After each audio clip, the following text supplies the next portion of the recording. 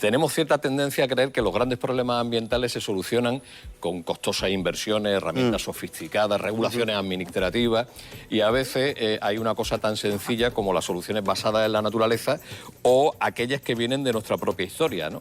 Entonces hemos ido a Jerez, donde un sistema que tradicionalmente se ha usado en las viviendas rurales o en las bodegas, que es el emparrado, es decir, crear zonas de sombra con especies vegetales, se está extendiendo a calles de ese municipio, de Jerez de la Frontera, y al mismo tiempo ese modelo se quiere extender a otras ciudades. ¿Qué se consigue? Reducciones de temperatura de hasta 12 grados, que es una barbaridad en una vía urbana, pero además es una solución barata, muy barata, es bonita y es buena porque consiguen la reducción. Además son unas variedades de parras que no dan fruto, con lo cual no hay insectos, con lo cual hay menos suciedad. Cuando llega el invierno ya no tienen hojas y entonces sí entra la luz. No nos cuentes más, lo vemos este fin de semana, el domingo, ¿no? El domingo, acuérdanos la hora, anda. A las 9 de la mañana en espacio protegido.